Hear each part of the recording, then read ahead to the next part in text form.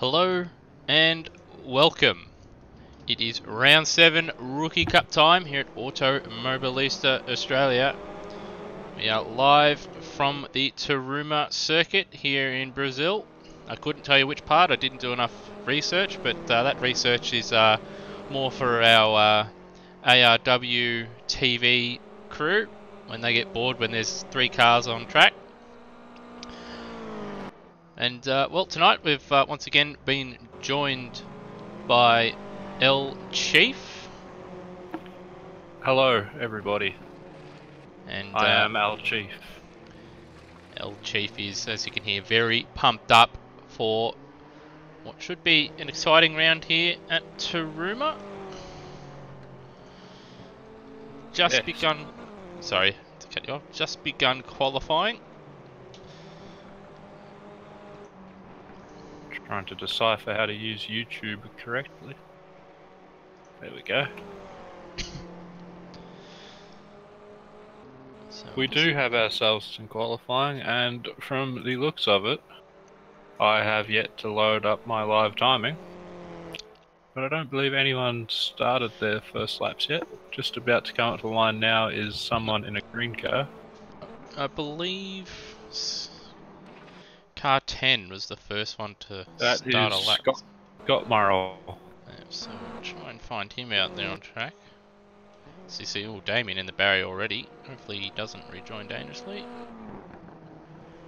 Should press escape with the damage he has, but he's kept going. So we'll jump ahead to Scott Morrill.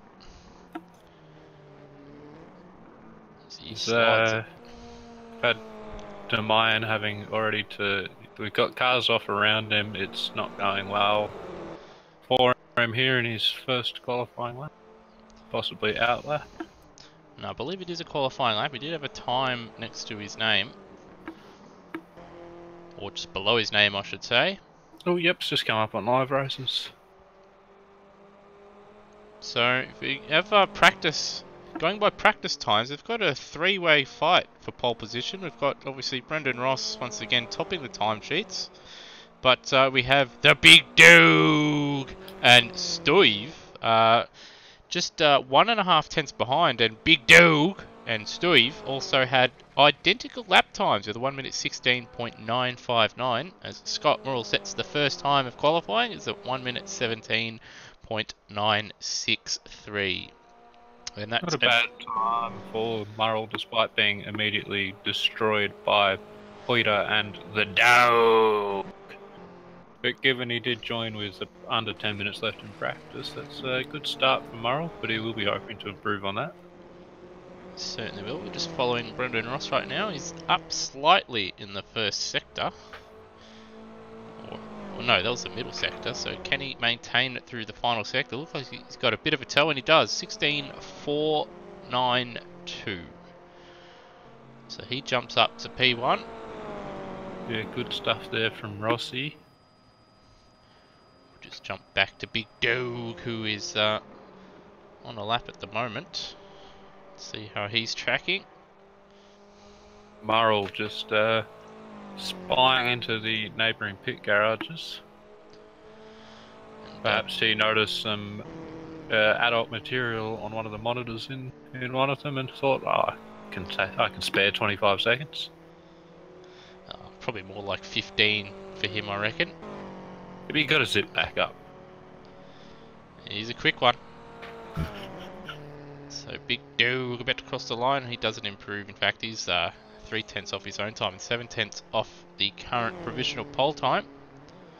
Looks like Steve is on a hot one at the moment. Steve is 1 tenth up on Brendan Ross and 6 tenths up on his own time. He's just come out of the final turn, and he's got Brendan Ross right behind him with yeah, Rossi's up as well. He's they're both on for a fastest lap. We'll see as they cross the line. And Steve, he did improve his own time, but not enough. He made a mistake, obviously, through that last turn. It's easy to do.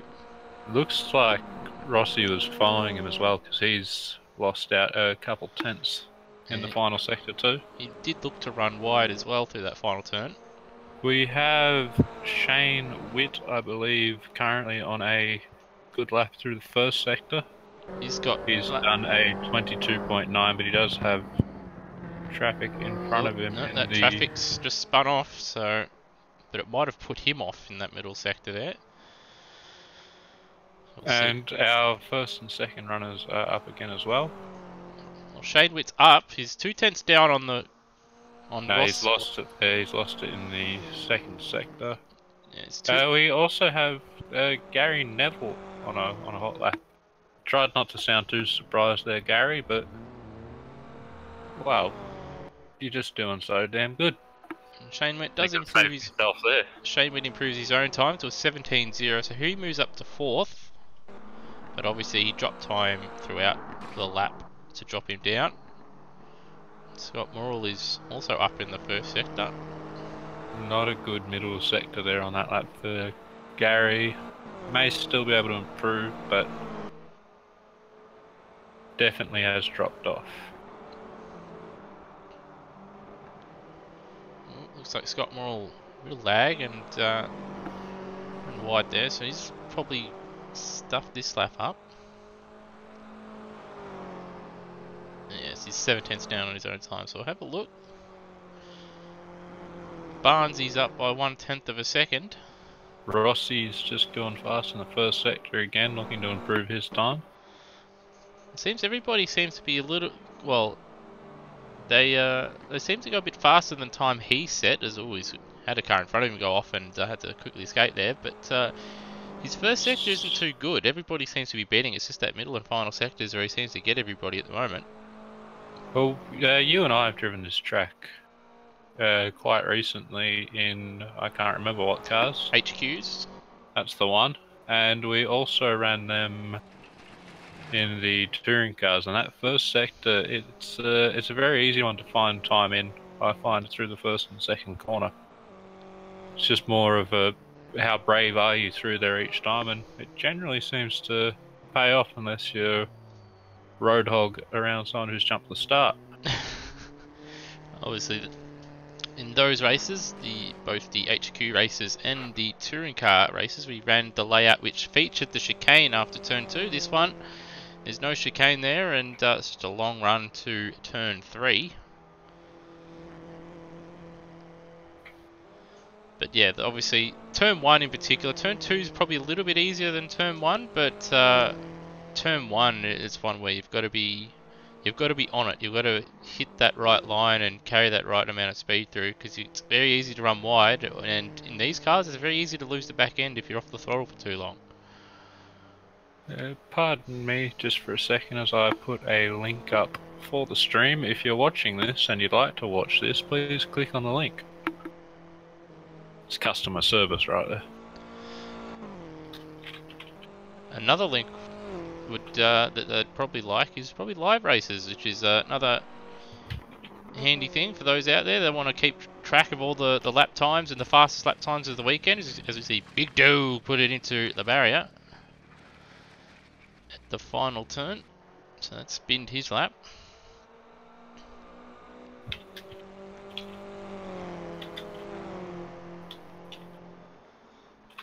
There's a major problem in Windows 10 in that it doesn't have autocorrect. Oh, that's a bit of a disaster. It certainly is when you're typing around a drink. So Steve Bolger, or Steve, he was up in Sector 1, just like most people have been, but he's dropped a lot of time in the middle sector there. Let's jump back to Scott Morrill and see if he improves on his own lap time. And, well, he's within a 10th of a second, but he cannot improve.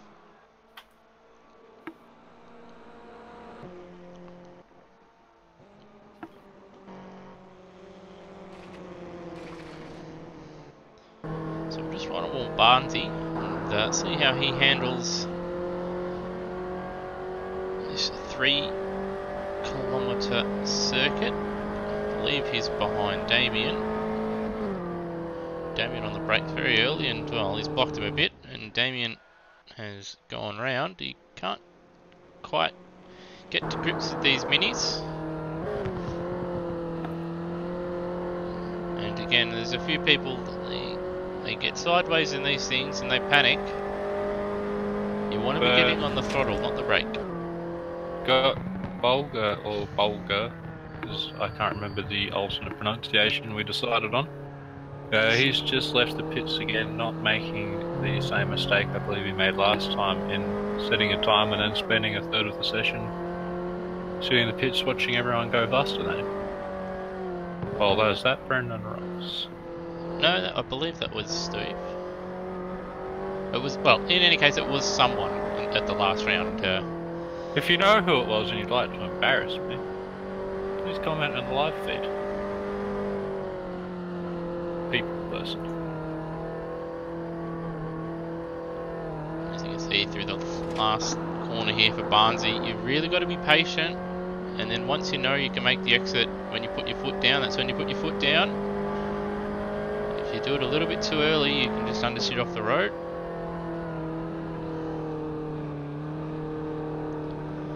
And Bruno not carrying too much speed through turn 1 there. Ross once again is up through the first sector. He's done a 22.9, which from the current times out there is the quickest for their current lap, but I'm not sure what the actual times are from the others for their best laps. And he's down in the middle sector by 3/10. I do believe I did see in live timing that I think it was either Big Dog or it was Steve. I believe one of them said a 22.8 in the first sector, but obviously I don't think it was on their best laps. So, oh, Big Dog's just gone off at the last corner. Got back in it pretty well. Generally, don't. I'm going to go take an English class and I'll come back to you with that sentence. Okay, Billy Madison. And, Big Dog running wide at turn 1 there and sliding through turn 2. So I don't think this lap's going to be a decent one. Just freaking penguin, man. Freaking penguin. Well, despite that, he's only just 2/10 down on his own time, but it's been a very scruffy lap from him so far. Scruffy? Yes, scruffy. That's the goal. I've forgotten what that sentence that I completely mutilated was, so let's just cancel the series. And start again. Yeah, it'll be round 1 coming to you shortly. Indeed. But in the meantime, we'll ride on board Steve and see how he handles the circuit. Oh, he's off the throttle there. Very wide on the exit of turn 2. Rossi setting a very good middle sector on his previous lap, but I have no idea where he's lost it. Maybe it wasn't a good middle sector, it was purple on my timing stream, but now it's not. Obviously making a mistake somewhere, and dropping him down, and obviously not improving. Timing as consistent as AMS itself, just to make sure it's as hard as possible for us to do our job. Oh, where's the fun in having it easy? And not a good middle sector from Steve. He's 1.1 down, so have a look around and see if we can find anybody improving out there. Looks like Mike Coulson seems to... the early bird himself. Seems to be on an okay lap. Let's see how he tracks as we see one of the cars off the back there at the final turn. Coulson, no, it doesn't improve. 18.1. And, very wide. And indeed, off the road at turn 1 and into the tyre barrier. So, Scott Murrell's just set a very good first sector time. Looks like he could be on track to move his way up from 5th. He's also set a 22.9 in the first sector. Let's see if he can maintain it through this middle sector. So everybody... Bulgar has also set a good first sector time, about a 10th off of Murrell. And so now here they're we all go. going for it. We've got Shane Witt as well. It's a good middle sector from Morrill. He's up on P1 and he's 3/10 up in his own time, but he hasn't taken that final turn very well. He didn't take the mid part particularly well and got on the throttle too early and then got off it and then got on the power again too early and ran wide. And he's bowled it. So he's completely bowled it at the final turn, and he's not happy and spun himself at turn 1. Shane Witt's just come out of the second sector. Looks like he's lost a little bit through there, but currently 4th place, so The checkered won't flag. be too disappointed at that, though it is his last opportunity before you ruin that sentence by telling the people the checkered flag's out. The checkered flag is out, and Shane Witt does improve by 1.5 tenths, but and jumps him up to 3rd place in front of the big dog, who is on a lap, but he's obviously made a mistake because he's 2.8 seconds down on pole and 2.7 down on his own time. We've got just the dog and Demayan out there at the moment. Miles and Barnsey not having set a time. Well, I believe that's it. That's Big Dog has gone back to the pits, as has Demayan, and that is it for qualifying. So we'll just run through this this screen for you right here. So we've got Brendan Ross on pole position. He's broken Steve Bolger's pole position run, even though I do believe that was broken in the previous round. But normally Steve on pole, only missed it once. He's going to have to start from P2. Hopefully he can get a good start this time. Hopefully he's been working on that throughout the last 2 weeks. He starts P2. We've got Shane Witt in P3. We've got the big dog in P4. Scott Morrill, P5. Fernando Bruno, better known as Barnsey, P6. Gary Neville. Poiter. Poiter? Who's Barnsey? Barnsey's down 12th. Ah, yes, my mistake. Yes, so Poiter, P6.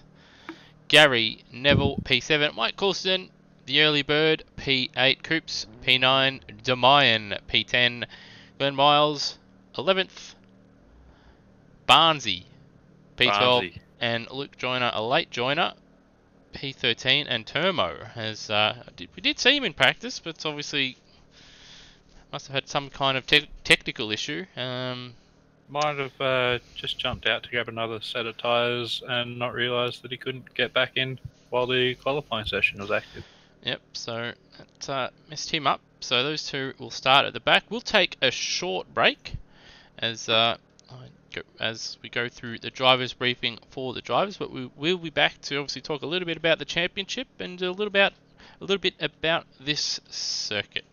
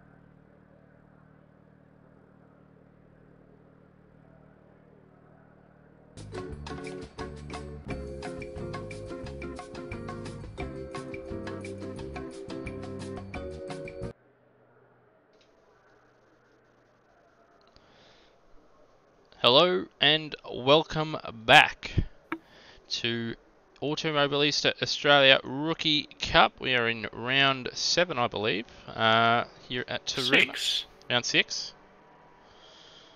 Just had this conversation off air.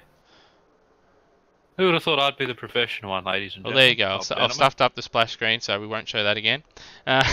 It's round 7. Yes, so Round 6 was amazing. Brendan Ross actually did the whole race in reverse and somehow lapped the field. and then got disqualified because he didn't scull a beer. But Gary Neville, obviously therefore inheriting the win after completing half the race on his roof. Yeah, so that was a fantastic effort there. From Too bad about Big Dog though. His computer exploded and killed them all. yeah, so rest in peace, Big Dog's computer. I think we've covered that one up quite well. Yeah. And, well, speaking of the standings, we've got them on the screens right there. So, obviously, after that last round, Brendan Ross was away. And that closed the championship up quite a bit. With Brendan Ross on 100 points exactly. And Steve Bolger closing it up to now 16 points. But could have been a little bit better for Steve. And, well, the ever-consistent Gary Neville, he 4th and 6th, up to 3rd in the standings. He jumped. Oh no, he stayed in front of Shane Witt, but as you can see there, obviously David Keane missed again. He's not here, so he'll remain on 43 points. Ad's not here again. He had a fantastic round at Yakarapagua, especially that first race where he was defending and re-overtaking brilliantly, and obviously Luke Joyner, who's only been here for a couple rounds, he's back again, obviously joining at the start of the warm-up, so he should get some more points on the board. And obviously Scott Murrell, winner of the second race last time out, he'll be looking to well, improve on his qualifying performance so far. And apparently, I'm not 100% sure, but we've got word that Brian Walsh may be missing tonight. Just a quiet rumour that's been going around the paddock. And I don't have a follow-up sentence for that, so if you have one, please help me out. Yes, it is a pretty strong rumour.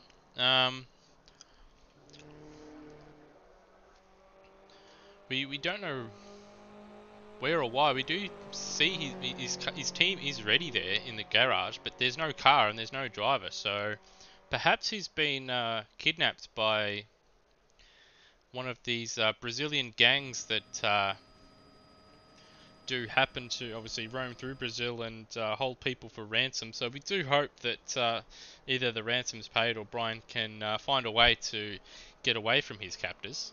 Should that rumour be true? Unfortunately, we don't negotiate with such people. So, well, you're on your own, Brian. But if you get back, then sweet.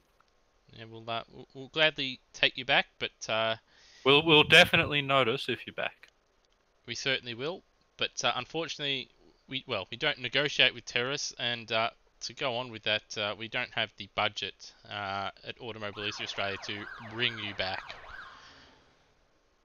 So, And the ARW guys complain.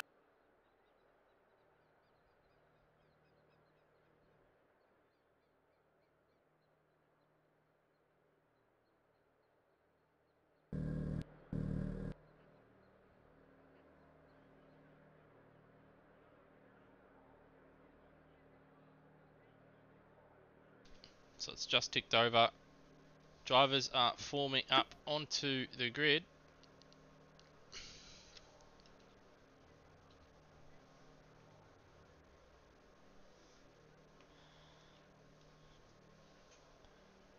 And, well, for championship's sake, we do hope that Rossi struggles a little bit to make it a bit closer, but with his current form in this series and his improving form in every series, it's probably unlikely. So Steve is really going to have to find a way to step up his game, and he's probably going to have to win the remaining races if he wants to win this championship. Either that, or he's going to have to hope for a couple mistakes from Rossi towards the end of this season. Yeah, Rossi really has improved in his consistency, which is good to see in terms of the driving standard that we get from him, but in terms of a championship, it's just dull as dog shit. Certainly is. So, there it is. Brendan Ross starting from P1. I'll go through the first half of the grid, and you can go through the back 7 scruff. So, we've got Steve in P2. Shane Witt in P3. We've got the Big Dog in P4. Scott Murrell in P5. We've got Poiter in P6 and Gary Neville in P7. And in P8 we have the early bird himself, Mike Coulston. He's followed by Coops in 9th place. 10th place we have Taruma in the horribly liveried BM racing car. 11th we have Demayan in the much better liveried BM racing car. 12th is Barnsey, after not setting a lap in qualifying. 13th, Glenn Miles, also not setting a lap in qualifying. And in 14th place, we have Luke Joyner, who was absent for some reason. Probably escaped from Brazilian gangs in the favelas. And, they were probably coming after him, and he just had to witness protection. Probably had Brazilian SWAT come after such gangs, and he managed to break free and get out. So the Brazilian SWAT team much better than the Brazilian gangs? No, but there was a shootout, and at least they have badges. They have badges, and they have guns. It looked good. It looked good. I don't believe they have the budget for actual bullets. They're just firing blanks, but it distracted, obviously, the gangs they got enough. cap guns. And he was able to break free. All Brazilian crime is fought via laser tag. It certainly is. So, drivers are forming up onto the grid. I believe we've only got one. I believe that's Demayan there. Looks like he'd dropped to the back on the formation lap and had to squeeze his way into his grid spot, but it looks like we have everyone gridded up now. Well, it looks like he's gridded up. See if they are. Yep. Someone was moving. It's just done its little flashy thing, so. Lights are on. We're away. Looks like Rossi got a good start. He's going to lead away. And Bolger holds P2. And they're 3 wide behind with Shane Witt, Scott Murrell and Poiter. Murrell and Poiter have a little bit of contact there down the back straight. And Poiter's trying to go around the outside at turn 2. And that's a few cars off there as well. No incidents so far yet, which is good to see. Just a couple running a little bit wide there onto the grass, but they're all back on. And Bruno and Murrell side by side, a little bit of argy-bargy, but Poiter holds on. It's been a great start here from Olga as well. He's stayed with Rossi, which we can't generally say after every round. Rossi quite sideways there. He's got his foot in it and he's managed to hold on to it. Yeah, right out sideways. Managed to hold on there. So you see the cars go through. I believe that's Curva Talalaga. Now the final turn, which is Curva Nova. And Ross is wide. That's going to give Bolger the lead. That will give Bolger the lead, surely. Yeah, and it does. So Steve takes the lead, and nice clean opening lap from him. He didn't bog it down, but he's sideways at turn 1. He's sideways. Ross had to get out of it and hit the brakes, and that's going to give Witt a chance to take the lead now. So 3 wide into turn 2. 3 wide into turn 2. Jinx. And Witt smartly pulled out of it, and Ross is now trying to hold around the outside on the racing line, and he does it. I can't believe he's got the lead back after all that. Well, it seems like no one wants the lead at this stage. It's called the Rookies Cup for a reason. And got contact. We got contact. Moral has hit Bolger after That's Bolger had Bulger, a yep. spin, or a half spin. So we'll just see if there was any contact there. Stoive now down in 7th place, and we have Poiter right over the back of Rossi. So Not Valentino, if you are a mad Italian watching this. So Stoive tried a late braking manoeuvre on Shane Witt, but obviously couldn't pull it up. Witt gave him space as Ross Frotton's wide now, and Oh, big Poiter slide into there the from lead. him. So Poiter's had a fantastic first lap, or 2 laps now. He's kept it clean, and he's found himself into the lead, while Rossi's made a couple of mistakes at the final turn, and once again, despite leading 90% of both laps, he has yet to lead a lap. I was just saying he's improved in his consistency, and somehow I've managed to put the commentator's curse on him before the race even starts. He's off the track again. He has Witt off track behind him to a lesser degree. Bit of damage actually on the front left corner of Witt's car. Yeah, Witt made contact with Stoive. The sliding Bulger. Yeah, Stoive. And Murrell's just got through on Big Dog. So action-packed start so far, and Poiter has found himself into the lead. We did in Austria. He's pulling away as well, actually. He did drive very hard in at Austria. He did wear out his tyres quite a bit with the way he was driving. Got penalties in both races. I believe that was him. I think. This is an interesting little bit of trivia to interrupt you with. This is the first lap that the driver in 2nd place, who hasn't actually led a lap, this is the first lap that he hasn't led.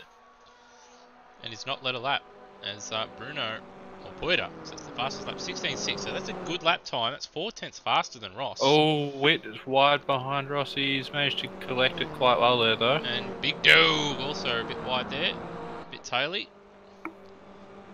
Looks like these guys are. Oh, Witt struggling. He's wide again.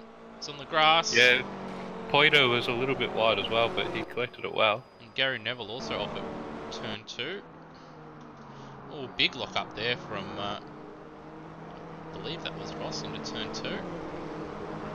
Word on Gary Neville is he'll be looking to pit a little bit earlier than his opponents. He's looking to come in around lap 6, lap 7 in his first race. We'll see. Oh, look, Joyner off at the hairpin, or Curva du Laco. Let's see what happened here. So has he just outbroke himself and lost at the rear end? Yes, he has. So Luke Joyner down in 10th place. Lots of smoke through the final 2 corners from our lead 2. Looks like Rossi's collected himself a little bit now, and he's not losing as much time to Poiter, but Poiter is definitely quicker at the moment. Yes, dropped another 4/10 that lap.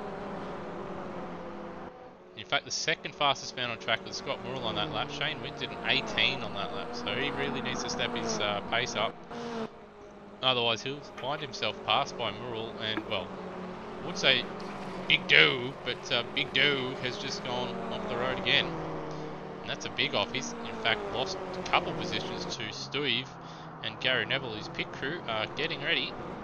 This is that Barnesy go through as well, with a very good rejoin from the Dow. There could have gone very badly, but he was patient and didn't try and force his way back on track there, so well done from him after the horror that befell him. Yeah, so the front 4 have sort of got a little bit of a gap over the next group of cars, although that said, Bruno 1.3 second lead. Just watching Stoive at the moment. He's down in 6th place after his incident a few laps ago. Made up a spot. His car doesn't look pretty, but seems to still be driving okay, and he's just slowly clawing his way back up to Gary Neville. Probably just going to pace himself for the rest of this race with the pace of the guys ahead. 17.5 that lap, so not a terrible lap. Someone's hit the grass in front. Not sure who, but no one on fire in the wall, so we won't assume the worst just yet. And Shane Witts had to go defensive into Curva del Laco, and he's held on. But he's got Scott Morrill right behind him now. And it looks like he's struggling a bit. Did we see what happened to Taruma to put him a lap down? No, we haven't. He does have a significant amount of front end damage on his car, so he must have collected the wall or collected someone else. So obviously he's had an off. The gap to the lead's come down by a tenth on this lap. We've got Big Dog all over the back of Barnesy as well here. He's looking for a way through. So Barnesy's gone a bit defensive in the last corner, And but back Gary on Neville to the back of it now. And Gary Neville in the pits while this is all happening. Told ya. Told ya, Steve Bulger. And As Big Dog gets through on Barnesy, obviously spurred on by my horrible joke, and decided to try and end the race and broadcast as quickly as possible. Yeah, so Rossi on that lap, a tenth faster than Bruno, but they're both in the 16s. Shane Witt on that last lap was 17.8, so it dropped a bit of time to the leaders. And Steve is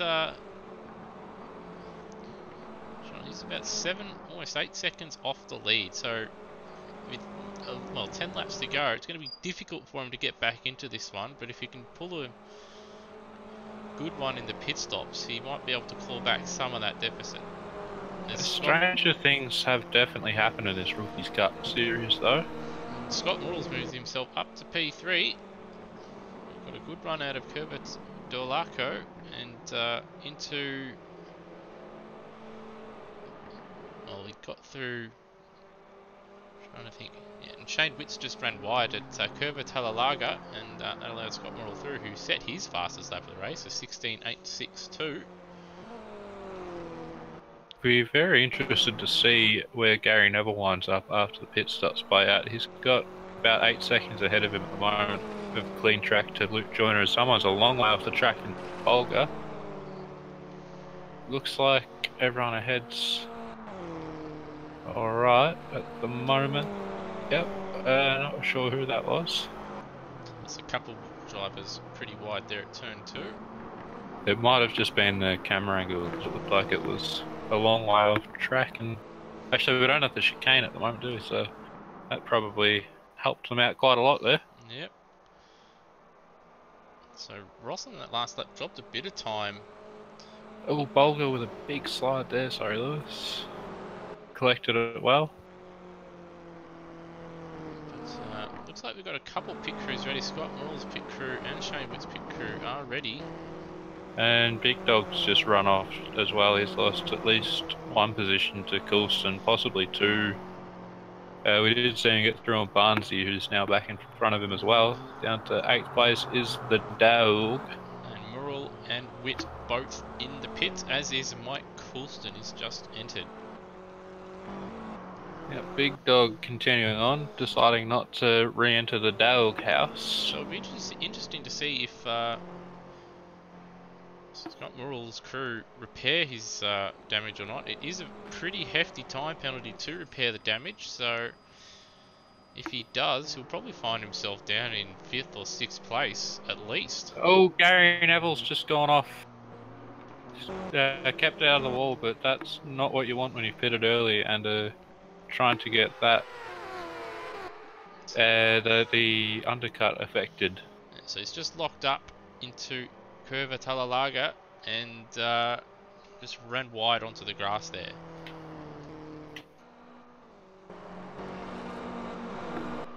And Scott Morrill has emerged in front of Shane Witt, so they didn't repair the damage on the 99 car there, but he runs right out sideways at Curva del Laco. And they're behind Coops, who's yet to pit. Is that the number 99 car with heavy damage? Yeah, that's Morrill's car. That's that would have been Marquez's fault then. yes. If any of our 2 or 3 viewers get that joke, you're very welcome. And Big Dog in the pits, as is, I believe that's Glenn Miles in the 69 car, and Brendan Ross, who's got Glenn Miles right in front of him in the pits. And Poiter has kept going, as has Joyner and Bolger.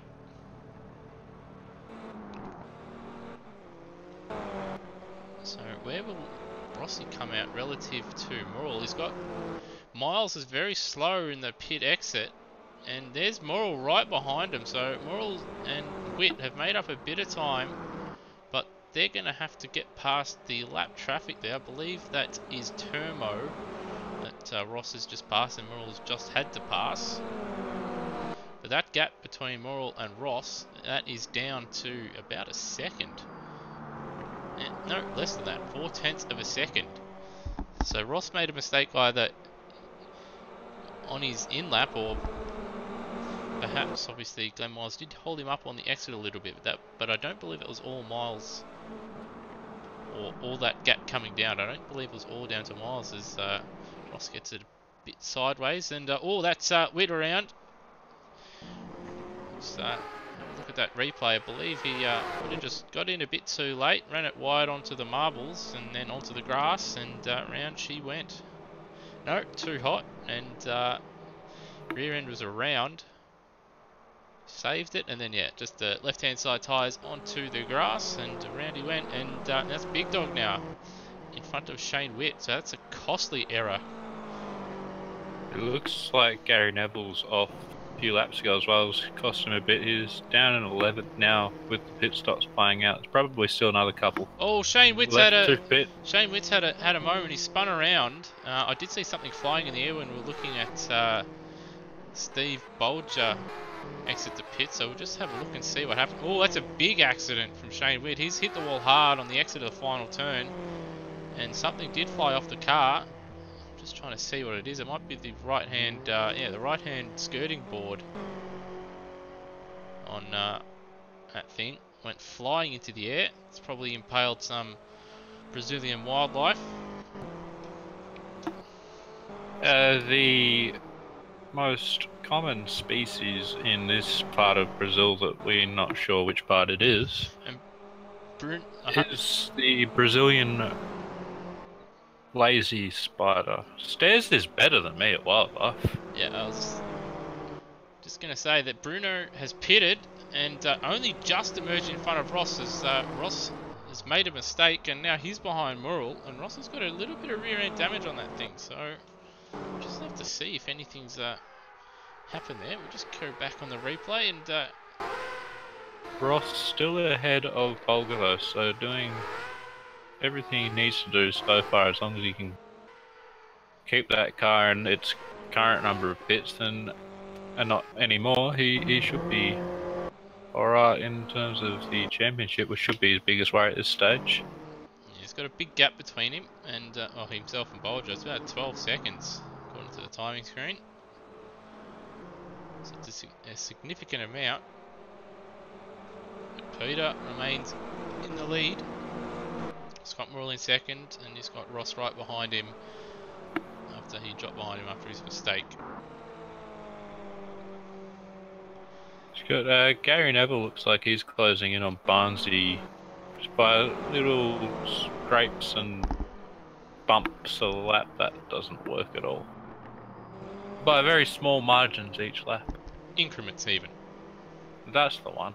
Having said that though, he has just lost a couple tenths to him, so I'm going to start talking about the guys at the front, curse them, and spice this race the hell up. I think everyone out there is doing wonderful. Except for the safety car, he's not doing anything, so he can get stuffed.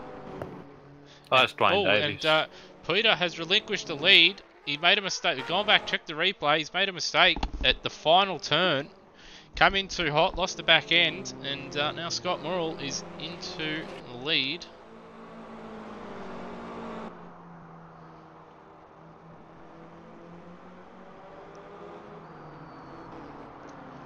So with 4 laps to go, Morrell into the lead. And he's got Peter right behind him. Oh, we've just had a crash up at turn 1. I haven't seen who it is. It's Shane Witt. It is Shane Witt, yes. and he's got significant damage to the front right of that car. So let's just have a look and see what Gary he's done here. Neville with a manly slide there as well. So a bit of lag, so it's difficult to tell.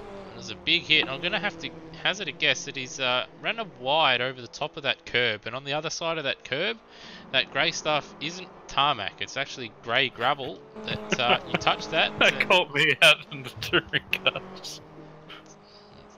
It really does look practice like. Ross off the road at the final turn. I hate to cut you off there, and we've got Bruno right behind Morrell. He's going for the move into turn 1. They were advised to take it easy through there, and he's got it oversteering, and then he's banged into Murrell. Big Dog has had an issue as well. Got a lot of smoke coming out the back of that car. These two are coming up to lap traffic. It's Demine, I believe.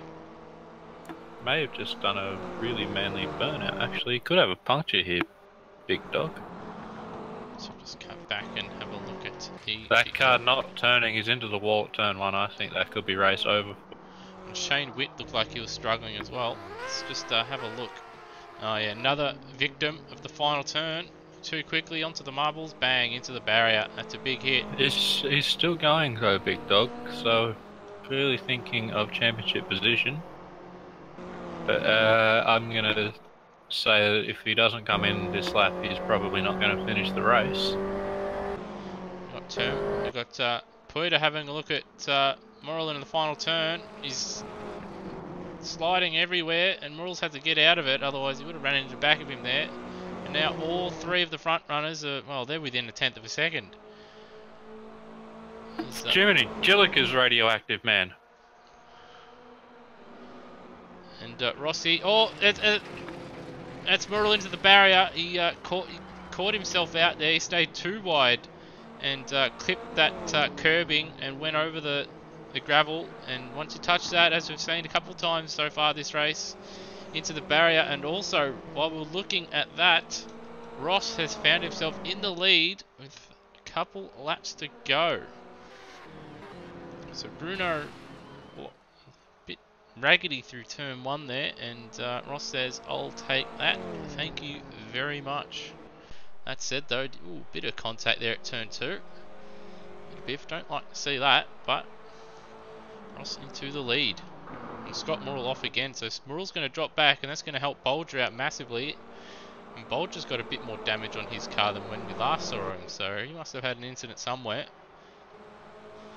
And he'll be hoping that Poiter can jump up in front of Ross. But Poiter, since his pit stop, has looked like, well, I can't say on air what he's looked like. It's been pretty terrible. Since that pit stop, he's been all over the place. If you send me a message saying what he looked like, I'm happy to say it on air. As I've realised I've been muted for the last 4.5 hours and talking to myself.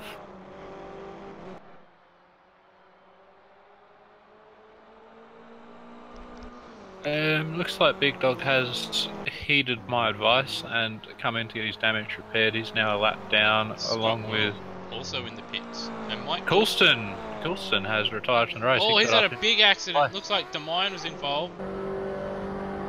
Demine's just braked very, very early. He had Glenn Miles in front of him, and then he moved right in front of Coulston, gave him nowhere to go. That's not very smart driving there. So we're just right on board again.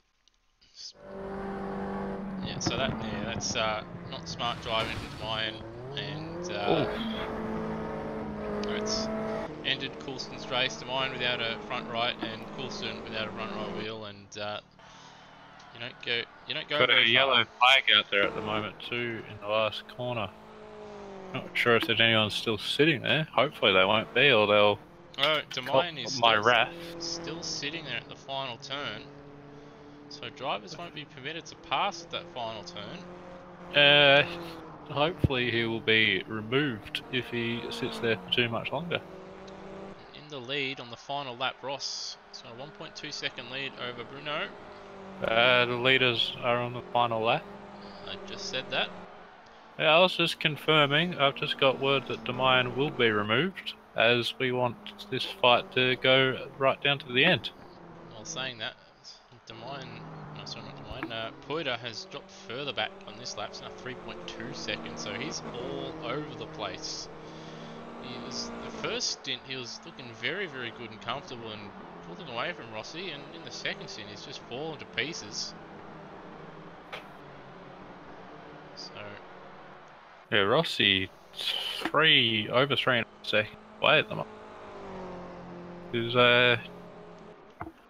just got to not make one of his trademark errors that cost him a win, but he's coming through the final corner. He's running a little bit wide. He's got it a bit managed to sideways on catch it entry, up. but he got it through there. Lights are on. Yeah, he's got his lights on, so that's immediate disqualification. And there it is. Rossi wins race 1, round 7, and then writes his car off, so he can't do doughy. So that is a disqualification from the championship. So he's not only been disqualified from, and Poida is giving him the treatment he deserves there. Yep. And Poida's car now looking like a Terminator, and Stoiv finishes P3 despite having a pretty rough race by his standards.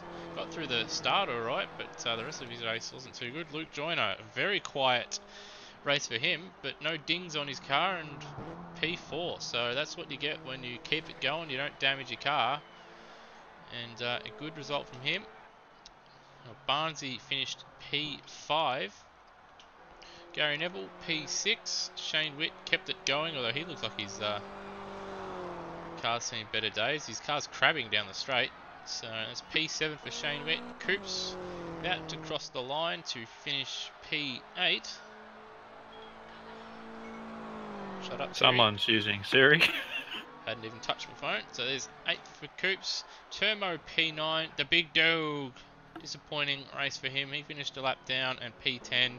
Scott Burrell launching into the air, but couldn't do what I did in practice and end up outside the circuit. So that's a 0 out of 10. And you didn't do it in the race, so there's no style points for that. He finishes P11. Glenn Miles doing reverse doughies with the lights on.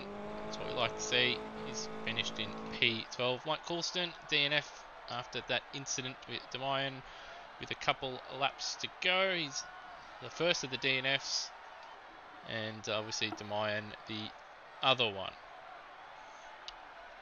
So all in all, that was an interesting first race. Ross was the deserving winner, but he didn't make it all that easy, especially in that first stint there, Scrub. Yeah, well, the first stint for everyone was messy in the kindest possible words, really. It's the second half, most people seem to drive a bit cleaner. We obviously had Murrell, one of the main contenders that had issues in the second half of the race there as well. But Rossi coming out on top, he did show he was feeling racy early on, despite not leading any of the 2 laps that he led at the start. That's my review wrapped up, because I can't remember much else. Well, we did have obviously Bruno or Poida. So he took the lead on at the end of the second lap, and led until would have been, I think it was lap 12 or 13, and obviously we just saw in the comments there that he sort of lost it when his rear tyres got worn out, but still he just drove too aggressively, and he lent on his rear tyres so much when they wear out. It's a learning curve for these guys. When you have tyres that are worn out, you don't lean on them as much. You got to treat them with a bit more respect, and he didn't do that, and that cost him what should have been a win, because he had a comfortable 2-second lead before the pit stops, and ended up losing by a good 3.5 seconds. But yeah, Rossi showing why he's at the moment he's the champion elect. Well, after his double disqualification. Well, he will appeal it. Whether he gets off on appeal, we'll see. But we'll just say for now that he's looking like he will be the champion should he keep going the way he's going. And Steve, he finally got away to a good start in first 2 laps, and then obviously got caught up in a couple incidents that dropped him down the field. But he recovered well to move himself up to P3. Couldn't get any higher up. Had a bit of damage, and I don't think he just had the pace today. He's the looked a little bit slower and was out of contention really from lap 3 onwards. Yeah, definitely quite a few stories from that race. Big Dog being another one. He looked like he was on for a decent result early on, and then having that big crash towards the end, having to come in and get damage repaired, and then going a lap down. Won't be too happy with that. Gary Neville going for the undercut on a few people, and then not having the cleanest couple laps after his pit stop probably cost him a couple, at least a chance to fight for a few positions. Hopefully we see a bit of an improvement in the driving, not just in general, for race 2, and we can all have a gay old time. Yeah, we did see some interesting passing attempts and some, well, silly, not overtakes, but just silly things into turn 1 with obviously the track narrowing and people driving over onto the grey gravel and ending up in the barrier turn 1 there. And obviously the overtake the attempted overtake into turn 3, which dropped, I believe it was Shane Witt down the field. Yeah, there's couple little things like that which led to massive crashes, but they were little things to start with. If they can just eye them out, we will see, I think, a very close race in race 2. Yeah, even though these are, they're 17 lap races and the lap's only a minute and 16 seconds on a good lap, long.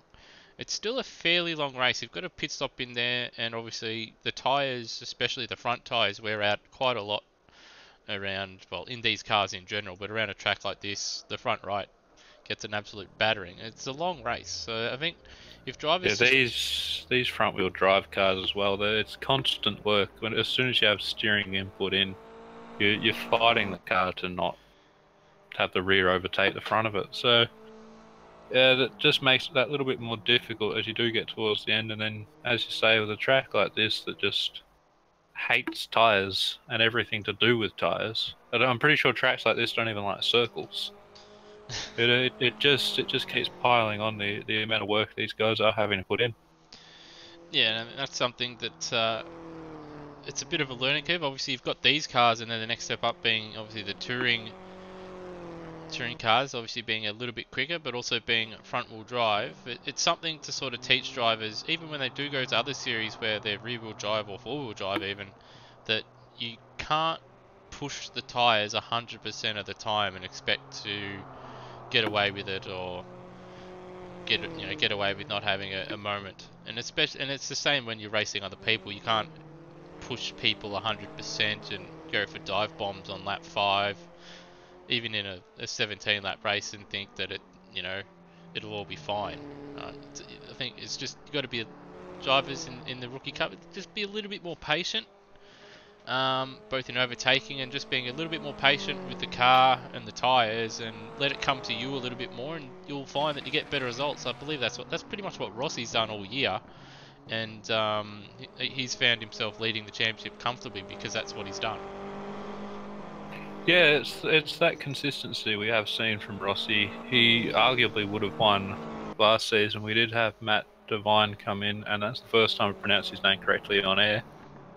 But we did have him come in, and he just dominated the second half of that season, did Devine. But Rossi, arguably, without his inconsistency, would have probably been able to run away with that championship. And he's sorted it out for this one. He's become a little bit more patient.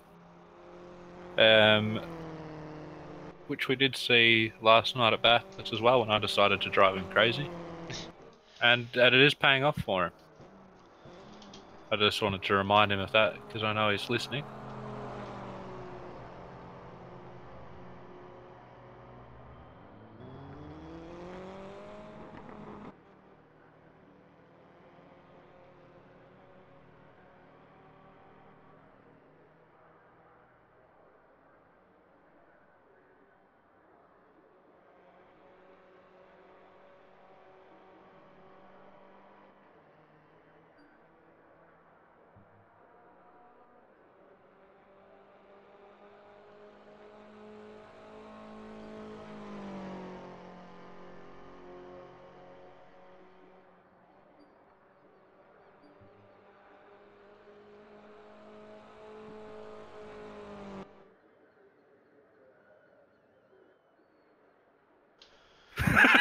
fuck's sake.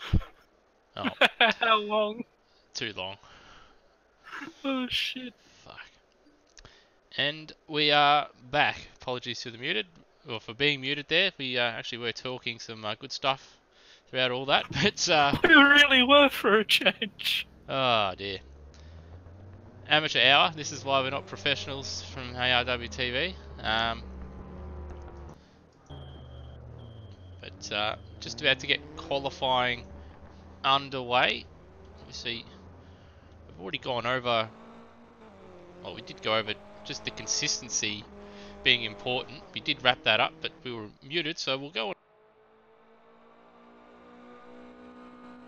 As drivers exit the pits to begin, obviously, the qualifying session. Coops has left the pits under red, so we'll see if his first lap counts. It shouldn't, but we'll find out. But yeah, obviously, during that break, we're talking about just the consistency and the patience that a few of the drivers in particular seem to lack, that cost them in that first race and ultimately in the championship, as we've seen obviously Ross this year sort of be that more patient driver after coming up against Matt Devine or Devine last Devine. season. Yes, Devine last season. Devoon. Please don't confuse me. Brock Harvey, you bastard. But yeah, we saw Rossi. He was the inconsistent one last season, and then this year he sort of learnt his lesson a bit and been a little bit more patient, and it's helped him get those results. Yeah, like I said to you, and as I thought at the time to the viewers, we last season we had Matt Devine come in, and he was fairly dominant straight away and able to take that championship despite not doing half of it. And Rossi, as I said, would arguably have been right in it, if not walking away with it, had he had the consistency which he's got sorted out for this season, and does look at the moment to be the strong favourite to take this championship. And definitely good to see. That's why we have the Rookies Cup, so these guys can figure this stuff out and start getting the results that their pace sort of deserves. Yeah, we have seen a couple of quick guys be in this series, and they just haven't quite put it together on a consistent basis. Obviously, we've seen guys like Stuyve and Shane Witt be pretty quick. And see, we saw in that last race, a couple of them were battling pretty hard, and they just tried moves that probably weren't on early in the race, and due to that, it completely ruined their race. So, see, this series is there. It's not just to, as we look at Rosket at all kinds of sideways there at Talalaga, it's not just there for these guys to have a bit of a fun run in. It's here to sort of trial, obviously, driving technique, and to sort of get into the right mindset into what you need to be, or to not to be a successful driver in taking race wins, but to make the most of what your talent is and getting, you know, good results by being consistent and not throwing it off the road by attempting silly maneuvers, or as we saw with Poida, in just overcooking your tyres and then trying to lean on them too much. Yeah, well, that's one of the things is the racecraft that these guys are learning from it.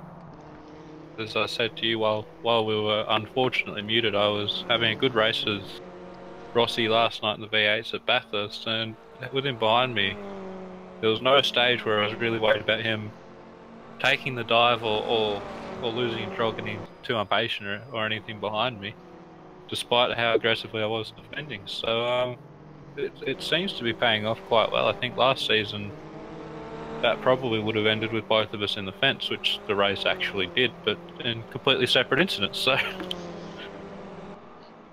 Yeah, I don't think there's much worse than being involved in an incident with someone where it's someone's done something incredibly stupid and wiped us both out. So yeah, he had that patience, which I don't think we saw from him last season, and that was great to see, especially when I was looking at it in my rear vision mirror. Because I know he's listening. if he is listening, you better flash his lights for a second. He doesn't even go out to do doughies, mate. Wait, were we muted then? No? I don't know what's going on anymore. Bruno currently, or Puida, better known as Puida, currently leading the session. Got Big Dog in P2, Turmo in P3, Stuive P5, 5/10 up on his own time at the moment, but down on the currently first place Puida. And I believe we will have the mine back in. He's had some computer issues and missed the qualifying session, but he should be back in for the race. Well, we did see he was in the session. He did make it back at the end of practice there, and was here for the start of Yeah, qualifying. But apparently his computer froze, so he's had to restart, and that's obviously timed pretty much at the moment we've advanced through to qualifying, which obviously is a closed session. yeah, obviously after a couple of the V8 rounds where we had people just leave and join, particularly at Eastern Creek or Sydney Motorsport Park, where we had a few drivers just leave and rejoin pretty much after every time lap they did, and causing plenty of issues with those trying to set a lap time. With obviously once someone joins the session in practice or qualifying, or even the warm-up, and you're on a lap, you do get a bit of lag and stuttering. So that is why that rule is in place. It's pretty much the same idea as the heavily ignored no chat rule, because it's just something that serves as a distraction when people are pushing and need to be able to concentrate. Yeah, that's it. Obviously, you have seen that quite often, and us admin team are quite sick of it. So those that do participate or looking to participate in future rounds, there is now a rule in place. If you are a member of the group and have missed the post from the V8s anyway for Bathurst, is that from now on that any chatting qualifying or during the race will lead to an instant disqualification. So see, that's something to keep in mind. You don't want to throw away a good result because you decided to say well done while someone's trying to beat that lap time or concentrate. It's not us trying to be harsh with it or anything. It's just the number of times it has been said not to do it, and it still gets done. Is it's there as a deterrent, and we would much rather not disqualify anyone for any reason. So I hope we never do. But the rule is there to hopefully eradicate the issue, and I've been trying to get that word into a broadcast for quite a while.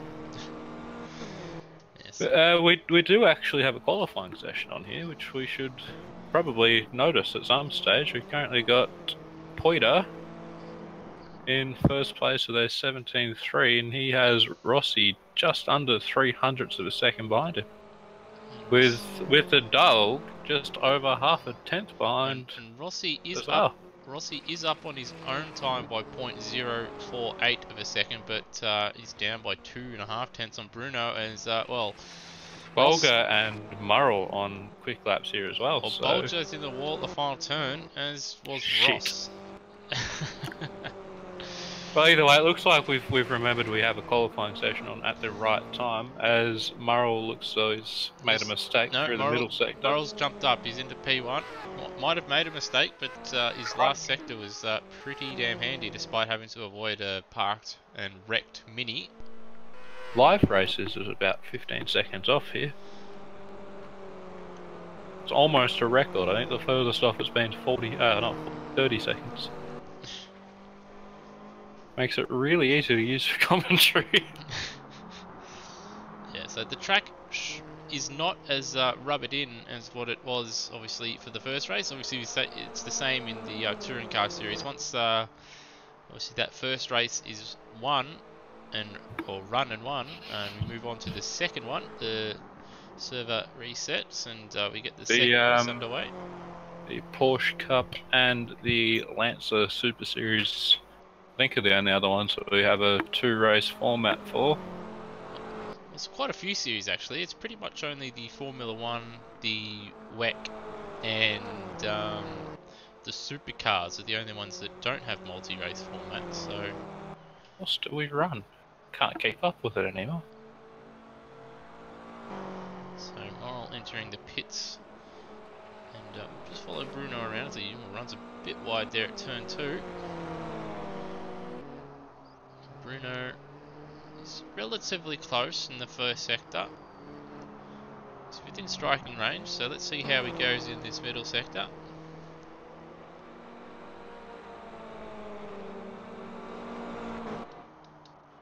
Shane Witt, a bit further down the order than he'd like to be.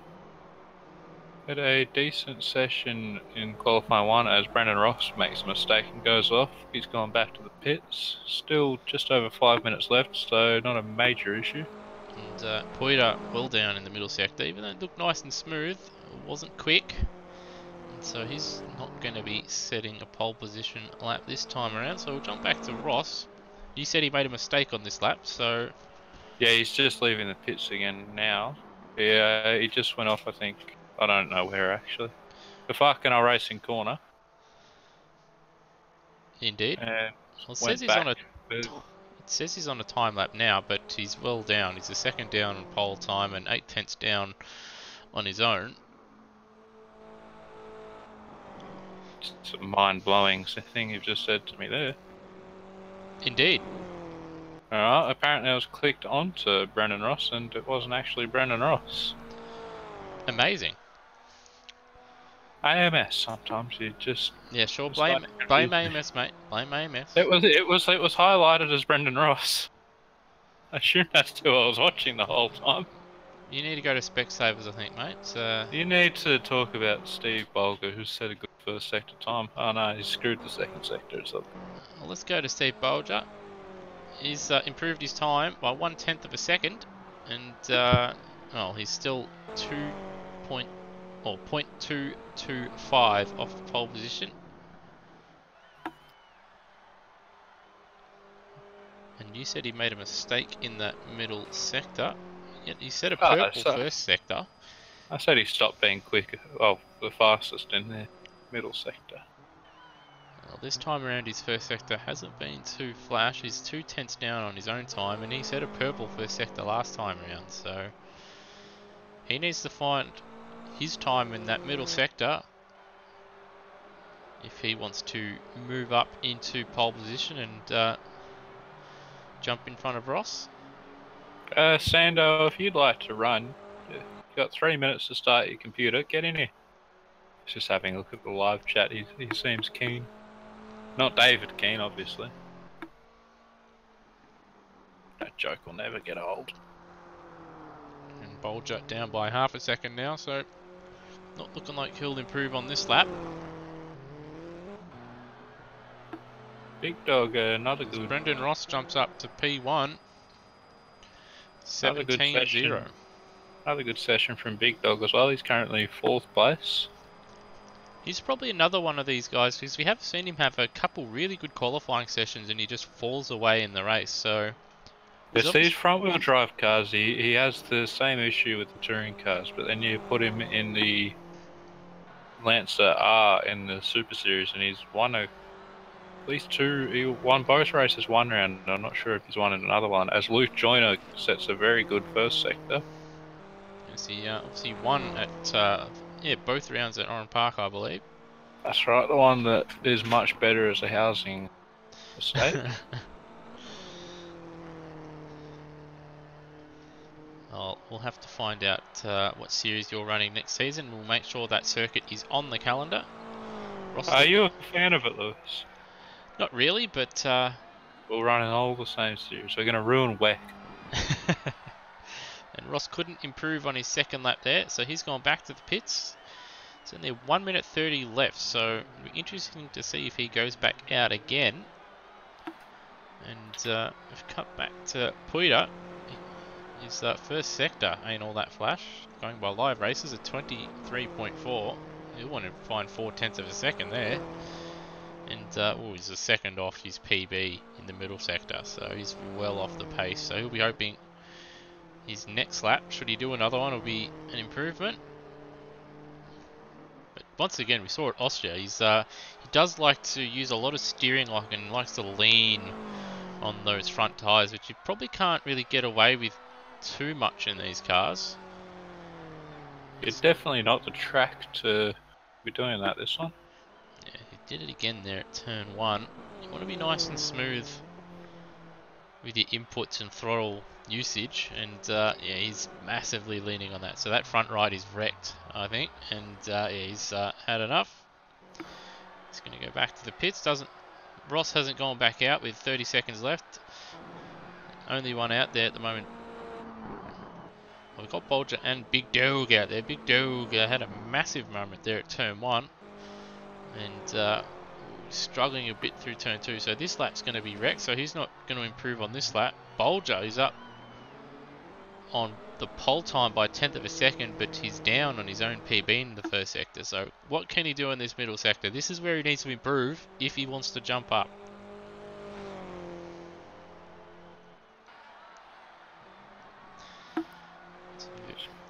Locks up a little bit through Talalaga.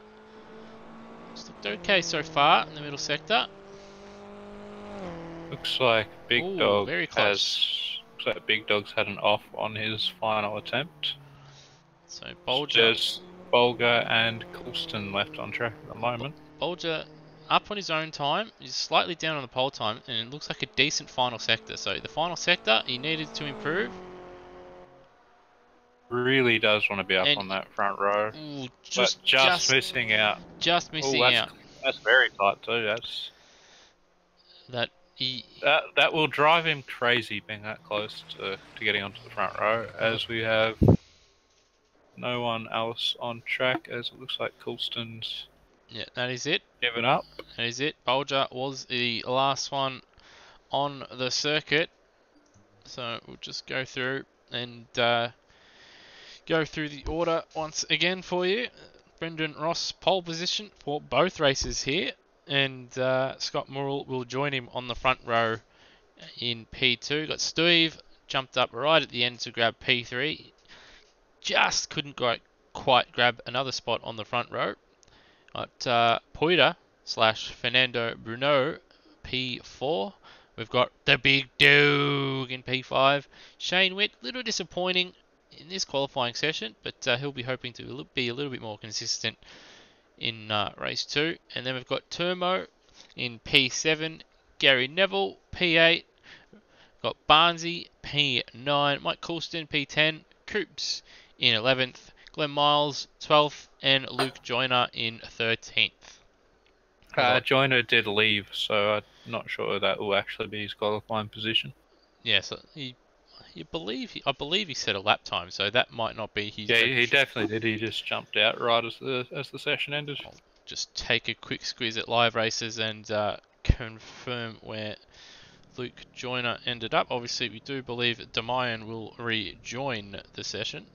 It looks like we have Lee Sanford on his way as well, which will be entertaining. Would be good to see another runner out there.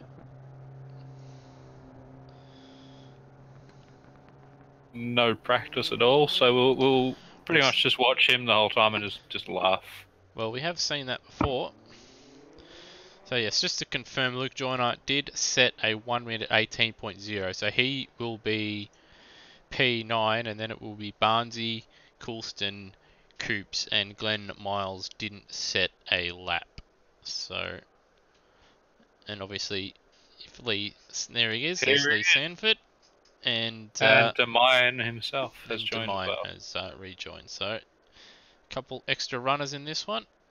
Obviously, with Lee Sanford joining, we won't shorten the warm-up just to give him as much time as possible. Because Sorry, Lewis, you carry on. I was just about to say these things are a bit different to what he's been driving lately.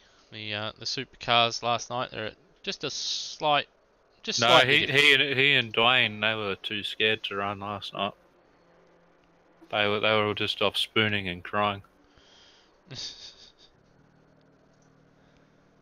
For anyone not aware, I'm friends with both of them, so I can mock them extra. While we let this session run a little bit longer, I'm curious as to whether or not you've accidentally muted us. No, I've not muted us this time, thankfully. I've kept my hands away from the keyboard to avoid, obviously, silencing us once again for a warm-up session. So, that said, if you want to go for a break, we can go for a break. I was just curious. If you've got any, if you're watching, you've got any questions you'd like to ask myself or Mr. Wedding, post them in the live chat as usual, and we'll fill the time by being social. Well, A skill neither of us possess. There's no H in my last name, so I'd like it if you'd pronounce my I last only ever add the H when it's not there. I scumbag. only ever pronounce it when it's not there. Scumbag. Yep. Scumbag.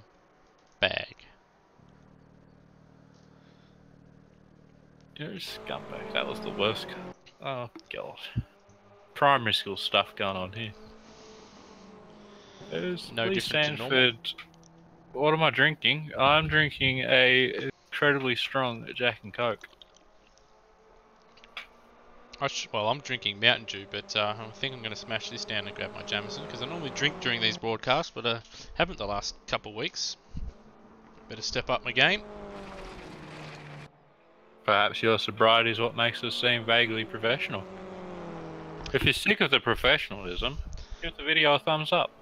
Well, I don't know if I've exactly been professional. Obviously, muting us through various warm-up sessions would certainly allude to being unprofessional. Now swapping to the other incredibly strong Jack and Coke. Why am I demanding dole bludger? Because your tax dollars are better served in my pocket. Can someone please hurl abuse at Lewis? I don't know why you'd hurl abuse at me. I mean, I've done nothing to anybody. That's a good point. I'm pleasant to everyone at all times. I'm a people person. You? Pleasant? People person. Yes. So we'll just cut away from, obviously, the splash screen of Taruma, and we'll just go on Lee Sanford cam, and we'll just watch him for the remainder of the warm-up, just to put a little bit of pressure on him. I don't know if he's kept his stream going, but we'll just watch Car him. is in one piece so far, though, so assuming he doesn't somehow get himself disqualified in the pit lane, he's looking like he's doing better than he has in most races of late. Well, he hasn't rolled it and caught on fire like we saw a couple of drivers do last night in the supercars. Oh, that is strong. Crikey.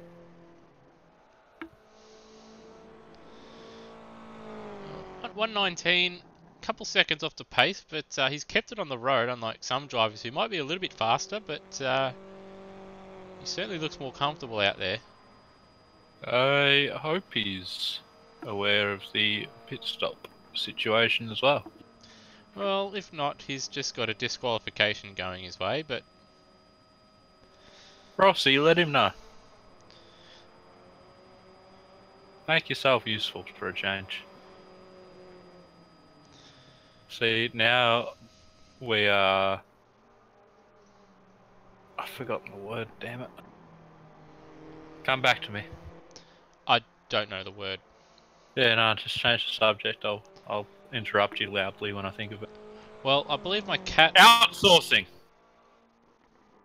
Yes. As soon as you started talking, I remembered it. Oh, Sando's a bit wide at the final turn, but doesn't end up into the fence like a few drivers there. He held on. His white racing suit's now a little brown, but still going.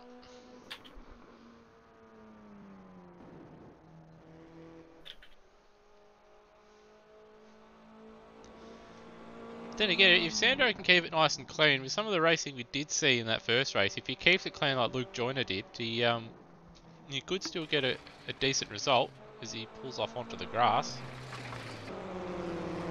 Don't know what he's doing there. I think he's reading the advice that some lovely young man has sent regarding the pit stop. Oh, and Brendan Ross has flipped over. And, oh.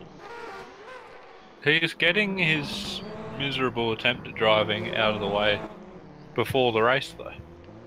Well, Ross punted Scott Morrill there, the warm-up session. And then Ross decided to get a bit of air time and barrel roll through the air and did a little bit of break dancing.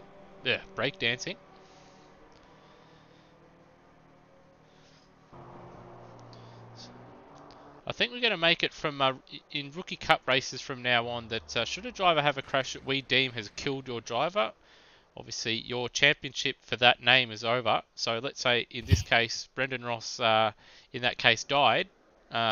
He would have to come back for the remaining rounds and It's and like this current Force race. India. Yeah, you'd have to change your name and come back as a different name. And It's Racing Point Brendan Ross. Yeah, Racing Point Brendan Ross or something along those lines. Oh, that was fun.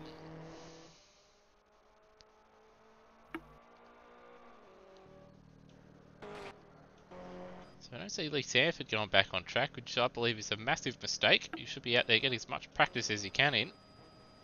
So we'll just follow Steve as he goes through Curva Dolaco. It could be Roger driving for Lee Sanford, going by that poor decision. Roger being a personification of his when he's had one sip too many. One sip. One sip, apparently that's all it tastes. He goes, you know, drunk Sando, literally one sip, complete retard, Roger. So that would be like Barney off The Simpsons, when he's just gone through Space Academy. And so right now, why Lee Sanford is not currently out on the racetrack, he's currently pulling out his hair and yelling, "It begins." And he's flown away on a jetpack and flown into a pillow factory, and then... I don't get it, Lewis. That is not alcoholic. Well, it just took one sip. He didn't specify of what. So Lee Sanford will probably cause a 15-car pile-up into turn 1. Or Roger, I should say.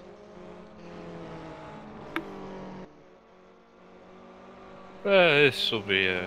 What are you on about, Rossi? Rossi, get off the live chat and just go suck more. Say that, because he hasn't seen me drive these cars, and it's the worst display you'll ever see. Hello?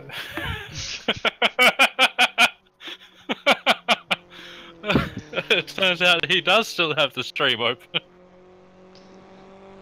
I assume you've just seen that as well. Yes, I indeed have.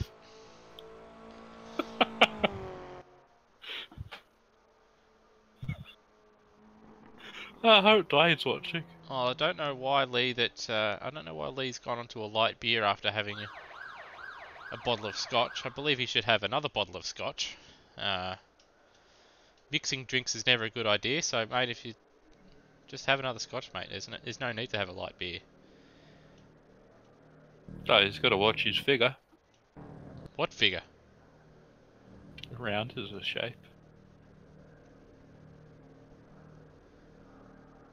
So it is ticked over. We are now waiting for obviously the drivers to form up on the grid for the formation lap. It hasn't, we are. And just got to zoom right in onto the grid there. And just Make for you them Stairs, feel uncomfortable. and just for you Stairs, I want you to look at the bottom of the screen. There is a mouse cursor. So In fact, I'm going to put mine at the bottom of the screen. You can't... Actually, I'll put mine at the top. You can't see it, but you'll know it's there. it's there.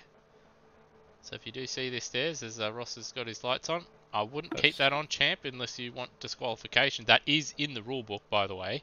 Champ, that's a bit soon, isn't it? They are Figure still on. of speech. It is a figure of speech that I do use. I do use it to you all the time. I think it's the A is better used as a U when speaking about Brendan Ross, though. Yes, yeah, better turn those lights off, chump. So, just go through the grid once again. We've got Brendan Ross has turned his... No, he hasn't turned his lights off. So, he starts P1, but might get himself DQ'd at this rate. We've got Scott Murrell in P2. We've got Stoive in P3. We've got Poiter, P4. We've got the Big Duke in P5. Shane Witt, P6. And we've got Turmo, P7. Not only that, but we have Gary Neville in P8. He's followed by Luke Joyner and Siri in P9. Barnesy in 10th place. I think that's a couple spots better than he had in the first race. I don't think he qualified in the first qualifying session. Coulston in 11th place. Coops in 12th in that still horribly liveried Celtic Speed car, which is actually another horribly liveried car. Lee Sanford doing about his third or fourth lap of the track in 13th place. Glenn Miles in the best team name ever. He's in 14th, and Demayan off the track in 15th. In fact, we'll go and have a look at that on replay and see what he's done here. And Brendan Ross has turned his lights off. And if he flashes them, I'm going to boot him.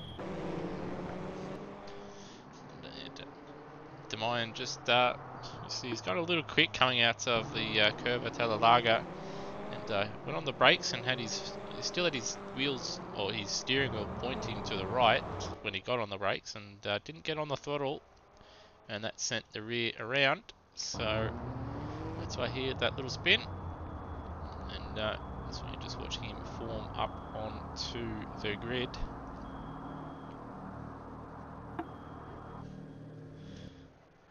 So they're all just about set. 1 light, 2 light, 3 light, 4 light, and we are away. A lot of smoke there. It looks Ross just got like a good Woodstock. start. Ross That's got a a good great start. from Ross. And, well, he's away. He's got Scott Murrell behind him, and they're Stoive and Poiter side by side. Stoive should hold on. But, Poiter trying to go around the outside of turn 2. He's going to run very wide. He's on the grass. He's kept his foot in it. And, we've got it. It's Shane Witt's gone off. And, he's over the top. He is over the top and rolled. That is Style Point's leader right there. Shane Witt, he is on his roof. He's going to have to drive back over the berm, or he's going to go a lap down. I don't think he knows that. Or is he going to pull over to retire? So we'll just see what he does here. Got Sando up in 11th place already. It's one hell of a crash that Shane Witt's had. Well, Shane Witt, it's too far back for him now to go back over that berm. And we see Poiter up to P2. He's past Murrell. And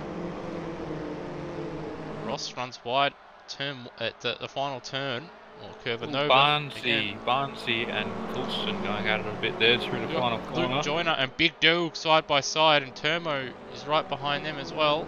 Well, side by side, Barnesy and Coulston in turn 1. And Joyner had made contact with Big Duke, and Big Duke had a half spin into the pit exit, and that's dropped him down to 9th. And we've got, that was Rossi. He's run wide at turn 2, as has Scott Murrell. And we've got Poiter trying to go around the outside of Rossi at Curva del Lago. He's holding on.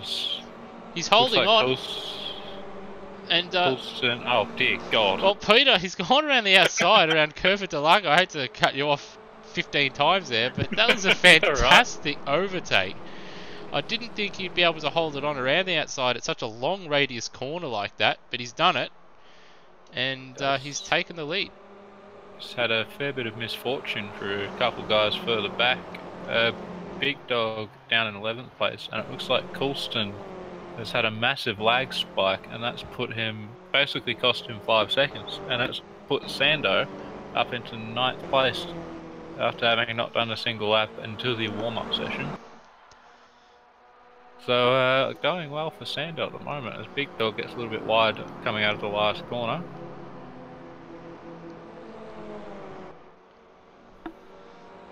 So the front four very close together. So you got Poiter, Ross, Bolger, and then Scott Murrell. And then behind them, Luke Joyner in P5. He's the reason why Big Dog is down there. They were side by side into turn 1, and Joyner caused a little bit of contact with Big Dog, and Big Dog... I was too busy trying to interrupt you to notice that going on. And he had a half spin, and looks like Steve is still have a little bit of a look at Ross coming out of turn 3 as we see Poiter lock up into Talalaga. And Bulge has in fact dropped off a little bit, and that's given Scott Morrill a good run into the final turn. Good news for Ross there. He's again not looking like he's got the same pace as Poiter early on in the race is Rossi, but he showed he could hold it together better towards the end in race 1, and he'll be looking to do the same here. And Turmo has got past Luke Joyner. Joyner, I believe, ran a little bit wide at the final turn, and that allowed Turmo to get a good run, but Turmo's half spun it at turn 1, and he's doing his best to keep it out of the barrier. Hopefully he does rejoin the track safely, and that allows Barnesy, Gary Neville, and Luke Joyner through.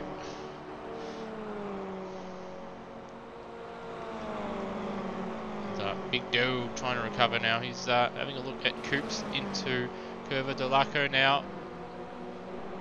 He's going for the move. Pulls it up. Coops leaves him the space, and Big Dog up into 10th place.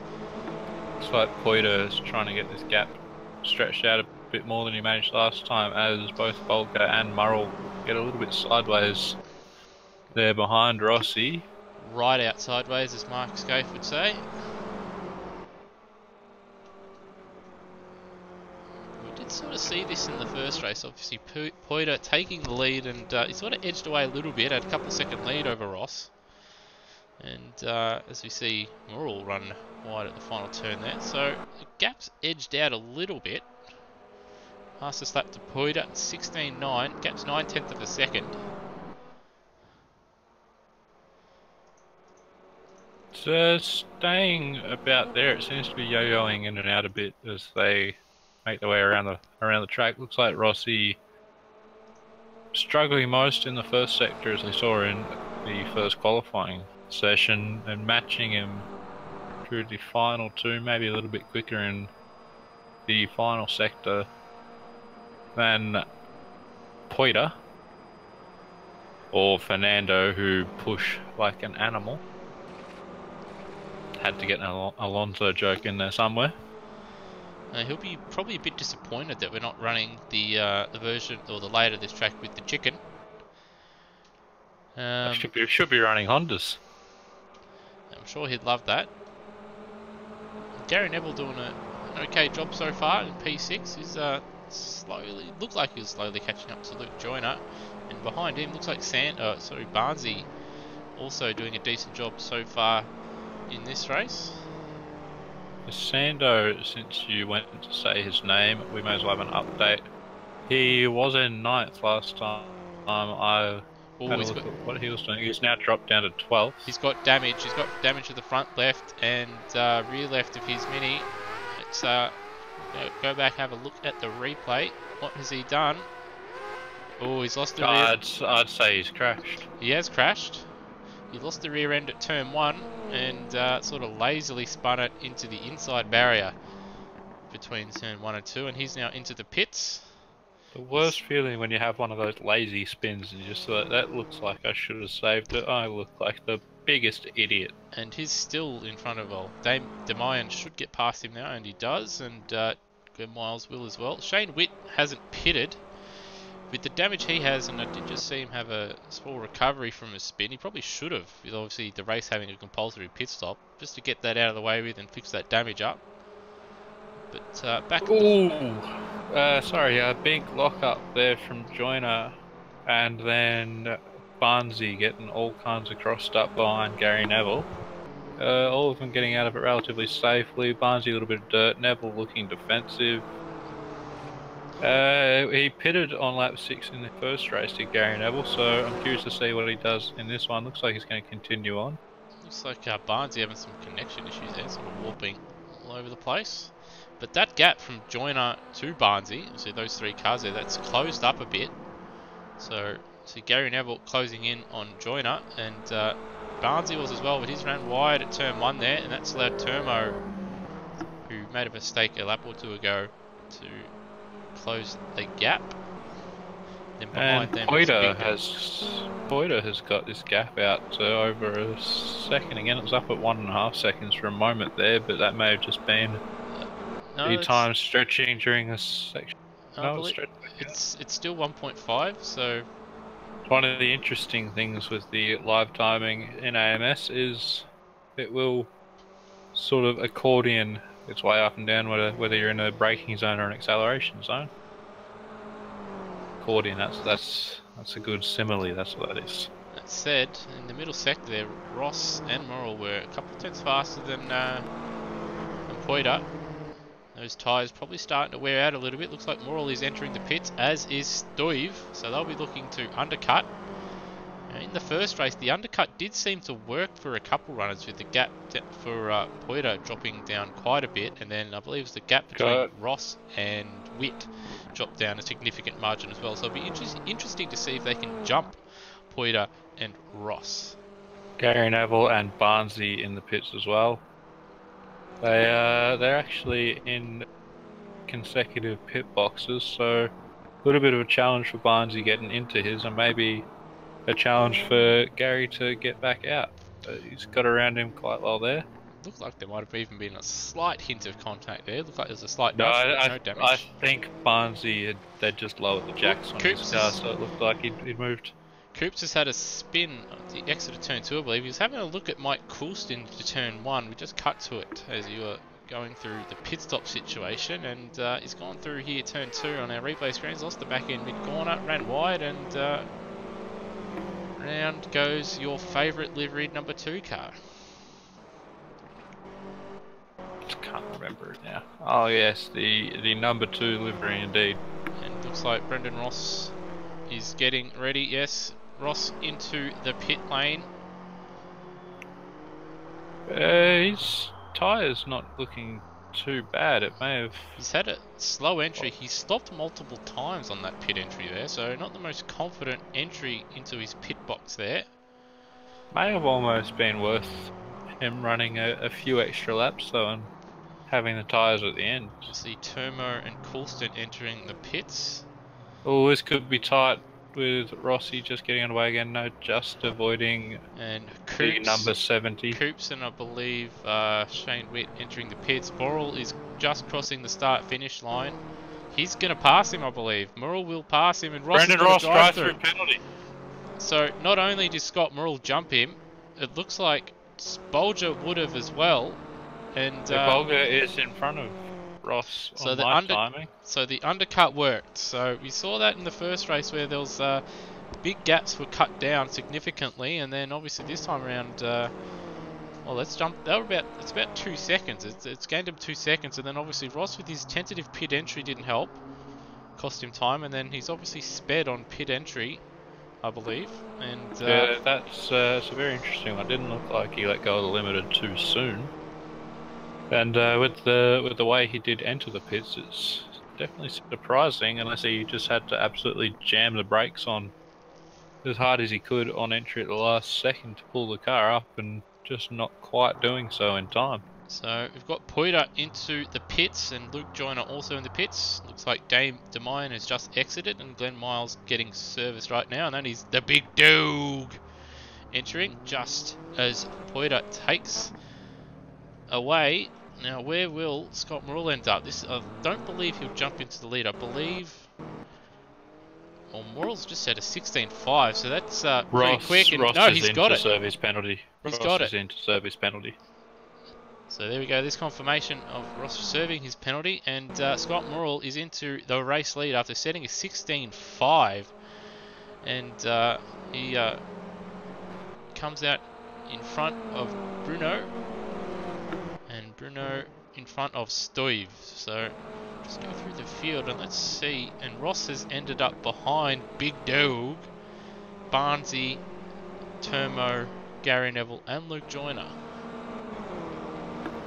So, he just has to keep a level head here and pick his way back through, make up the positions he can, not really push too hard and take too many risks. He just needs to get to the finish now in the best available position.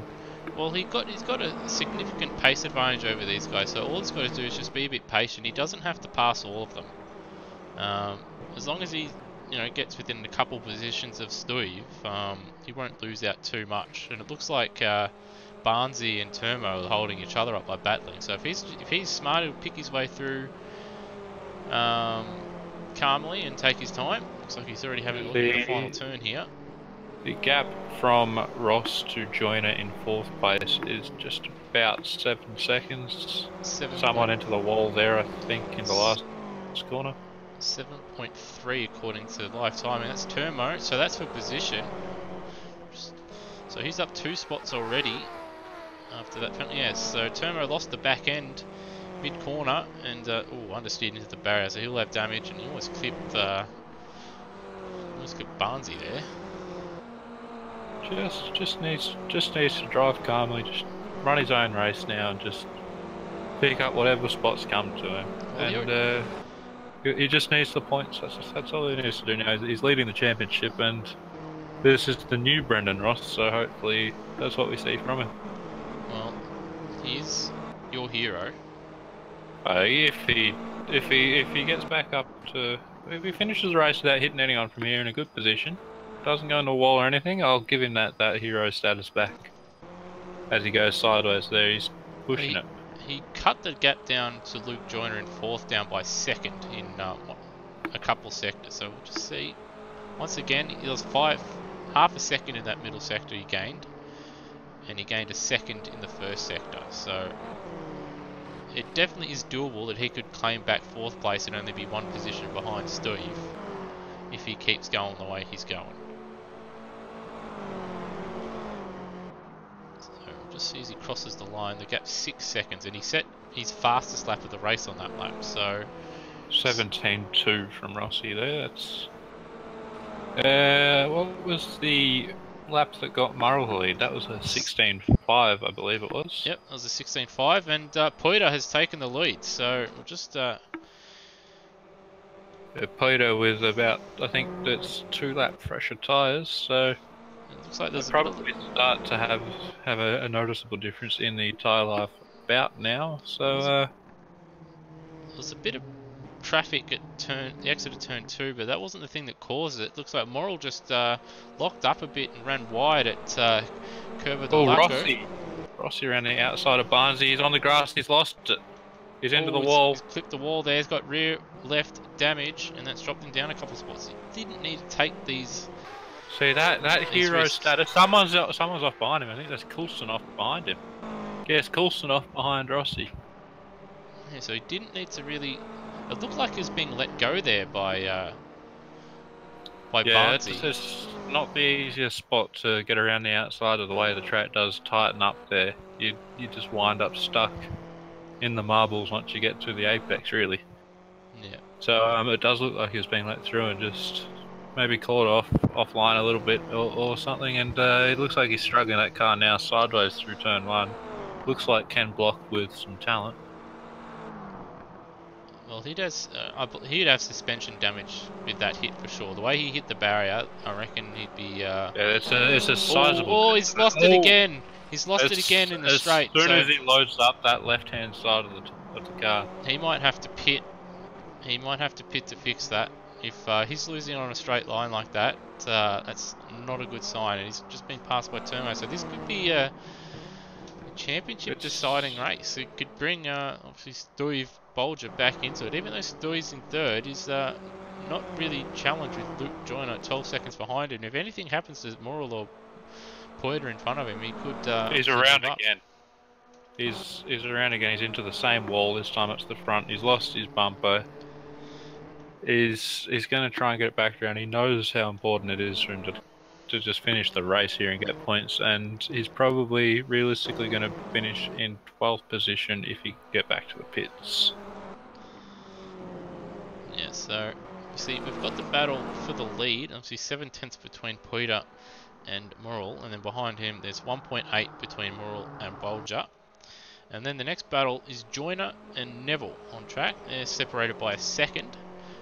See Gary Neville doing a solid job so far. Both these guys, Joyner. Ross hasn't pitted. Well, he's going to try and keep it going. We've got 3 laps to go, and then we've got Big Dog having a look at Barnesy, but pulls out of it. So he didn't want to make too much of a dive bomb there. So that's a big risk from Ross with the difficulty he's having in trying that car. If he DNFs, it's far worse than sacrificing a couple positions and getting the car he's around it. fixed. He's lost it again. He's lost it again. So obviously that rear left can't take any kind of weight, otherwise it goes around. And Scott Moore's got a drive-through penalty. So that's another spot for Steve. And with the way Ross is going, he's not close enough to take advantage. So that has to be for track cutting. So just go and have a replay and see what Morrill has done there. Yeah, he's ran wide, kept his foot in it. He's lucky not to hit the barrier there actually. And Ross around again in the same spot he initially got the damage, and now he's gone head on into the wall. Every part of his car is in that wall at them. And we've got Coulston and Turmo side by side at the last turn there. And Coulston up a spot and Turmo down a spot. And Ross has only got Coops. He's only a couple seconds down the road from him now. He needs to pit here and just make sure he can drive the car and get to the finish. Because he's not going to drop behind Demayan. So he just needs to. He's going to wind up behind Sanford and Hewitt with the amount he is spinning the car, which doesn't look like it's going to the end. So have a yellow. We've got Turmo out. Turmo is out. So Turmo in front of him's binned it. He's missing a wheel. He's clipped the grass onto the grey gravel and into the barrier at turn 1, and there it is, out of the race, Turmo. And well, that's Ross has gone again. He's into the wall very hard, head on. He's got a pit. You don't want to rip a wheel off. He's not. These engines are really freaking strong, apparently. The engines are fine, but if he keeps doing that, he'll rip a wheel off and DNF. He really needs to have pitted as soon as he got the damage initially, and just.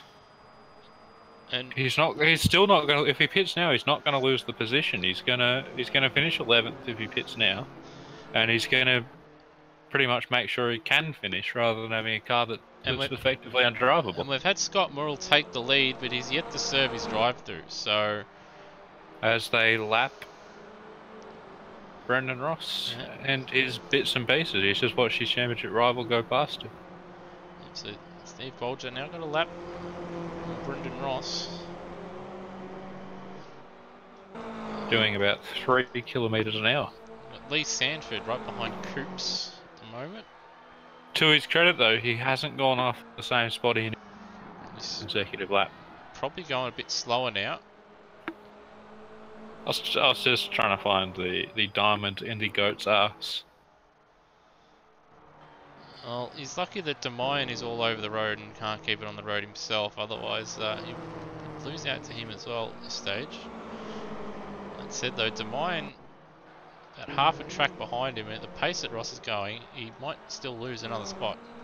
He's actually coming into the pits now, and I think he is going to lose this spot. At this stage now, I think he may have actually been better to continue on. He's a lap down, so there's one less lap there for him to have to do, and well, there's also one less lap for him to catch anyone who does get busted. The leaders are on their last lap now, and Steve has come alive a little bit, or perhaps that Poiter his tyres have gone off, or he's driving a bit more conservative now, because Shane Witt's going to get him as well here. He's got tyres for some reason, as Ross. I suppose the damage will take longer to repair than it will to fit tyres. So Steve closed the gap to less than a second to Poiter. But there's only one corner to go, so barring mistake, Poiter should take a race here. Ross may not actually get out of the pits then. We may leave the box, and he's last of the runners anyway. Glenn Miles is a further lap down. My mistake. So there it is. Poiter takes the win. And Stoive finishes P2. And Scott Murrell will Murrell finish in third, 1.7. doing very well there, did Murrell, to get third place after the penalty. I will admit I wasn't paying attention to them after the horror And, began to fall on Brendan Ross, and then who's Luke, now leaving his box to cross the line. and then Luke Joyner P4, Gary Neville P5. They had battles in both races, I believe. And then Barnsey P6, Big Doe P7. He'll be disappointed. He could have done a bit better in both races, but consistency wasn't quite there. Mike Coulston P8, Coops about to cross the line, and he has Lee Sanford right behind him. He goes round, and he's literally off into the boonies, is Lee Sanford. But Coops will finish P9 in Scruff's favourite liveried car. And also Coops is going to have a massive accident, and there it is. And there it is, Lee Sanford P10. Shane Witt already crossed the line, P11. Demayan P12. Brendan Ross made it out of the pits, and oh, look at that, his car looks brand new. And he finishes P13. He should have pitted straight after he had that incident, but he didn't, and that's cost him probably about 3 or 4 spots at least. And then we have Turmo, who didn't finish. Glenn Miles, he finished, but was 3 laps down. And obviously that is the race results. So had some interesting racing. Obviously, we were talking Brendan Ross up about his consistency, and it was like he was a new man, and then he just completely tore that argument to shreds in that race. Yeah, I do own him these days as well, so very just depressing. I don't have words for it, to be honest with you. So it was a bizarre choice for him to stay out after the initial contact with that wall, and subsequent 3 laps, I think, hit it again, and didn't decide to come in until the car was completely undrivable. So obviously, being a team owner of his, will you be, obviously rethinking his contracts and perhaps even sacking him after such a terrible performance? no, we have a firing squad, and we'll tell them just aim around the knees. Okay, so just a normal kneecap job to Yeah, we'll bolt them back together and it'll be good to go before he gets into one of our cars. that's good to know. We've got Greg Nangle on the team as well, so these guys, if they're not drinking, which they usually are, they're pretty good aim. Well, knowing you, and the company you like to keep, I'm pretty sure that they will be drinking. So they will probably miss his kneecaps and, I don't know, get him in the foot or his shoulder, perhaps the hip. But we have been joined by a number of the runners. Obviously, we do have Rossi, and we've got Scott Murrell. Oh, we don't want to talk to Rossi. Yeah, we'll leave him till last. But No. And you missed it. I'm just gonna ban him. We've also we'll go to Steve. Obviously, he had a couple interesting races. Obviously, the first one probably didn't quite go to plan, Steve, but obviously you got some valuable points, and then in the second race, a solid P2. I have no idea how I got third in the first race. Mistakes all over the shop. I think I've spun 3 times on my own. So definitely not the plan. But second race was pretty solid. I think it was looking good for a battle up the front, and then I made a couple of little mistakes and just lost touch with the boys. So it was a bit of a procession, but other than that, it was really good. Well, it didn't seem like you had obviously the incredible pace that you've shown in previous rounds, but still you kept in touch. Obviously, especially in that second race, you kept touch throughout, and you're even a chance up until that final lap there. But how were your tyres hanging on, obviously, at the ends of both races there? They were pretty good. I didn't feel too bad on the worn tyres, especially at the end of the second race. I could tell I was picking up on Fernando, who seemed to be struggling with them. So I thought I was in the hunt, but couldn't quite get him. I think another lap or two would have been good. And yeah, I just didn't get the rhythm with this track that I did with the others. Something was just missing tonight. Yeah, perhaps maybe the faster corners being something of a problem. Where do you think you're having the biggest problems around this track? Probably off camber braking in a couple of the corners, getting the back a bit loose and unstable. I think caused me a few problems in the first race. And then just being a bit nervous about that in the second race. I was probably conservative in some of those spots, but yeah, certainly didn't have the tight changes of direction that the last couple of races I had, which I think where I've made a bit of a difference to the rest of the guys. True. That said, though, still a couple strong results. Obviously, third and a second. So, especially in that second race, bringing you a bit closer in the championship. And in that first race, there's a bit of damage limitation. Yeah, definitely. I think opportunistic in the second race with Rossi having a few problems. Certainly tightened the championship up. Otherwise, I think he was going to sneak ahead a bit further. Well, that's it. Well, that's it. A couple solid results. Congratulations, and hopefully you can keep it nice and interesting in the next round. Thanks, boys. That's the plan. Cheers. And well, Scott, you had it. Well, you're in. Well, you had Peter in your gun sights in that second race there, but picked up a couple track cuts and got yourself a nice penalty there to sort of end that battle. Yeah, kind of threw both races away tonight. But oh, well, these things happen. Oh, don't know where I picked up the first one though, because I thought I was counting them, but obviously lost count at 2. And the third one kind of shocked me. But these things happen. But Fernando was racing really, really well. I was pushing extremely hard to keep up with him. So yeah, great win to him. Well, that's it. Well, you did retake the lead after you got that penalty in the second race there, so you must have been a little bit frustrated that you'd obviously got the lead back, but it was all for naught. Yeah, I was just trying to prove something to myself, really, just to see if I actually did have the pace to pass him. Well, you did have obviously the pace, a good consistent race pace anyway through both races, but as you said, you just didn't quite have the consistency with obviously a couple errors costing you there. Yeah, no, that's it. It's one of my biggest issues. It's one thing I really, really got to learn. And once I get on top of that, I think I'll do a lot better. Well, that's what the Rookie Cup is here for drivers to figure out, obviously, a bit of racecraft and a bit of consistency. So hopefully, obviously, the more racing you do here, hopefully that leads to more consistency in all the other series you participate in.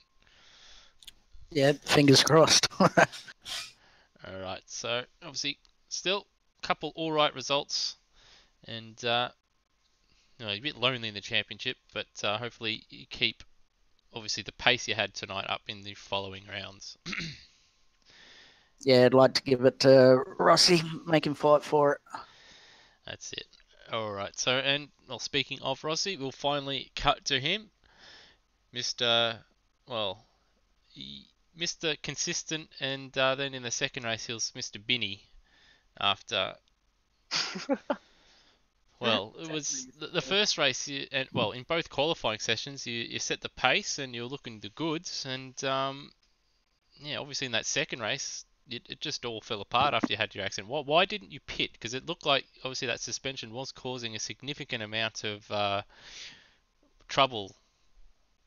Well, it caught me at the first spin, and then I thought that I knew about it. I probably could hang it in there, and then yeah, probably should have just pitted, but thought I could go with it. But yeah, should have come in. That's it. And then,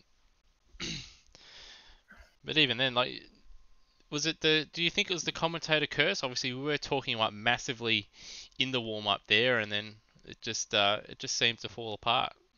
That's not necessarily a commentator curse. I'd just call it the scruff curse.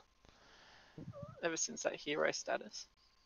Well, That's interesting. Scruff, It's long bloody gone there, mate. Don't you worry Oh, about that's that. alright. You're blaming it on me, and you haven't made me a hero for about 6 freaking months.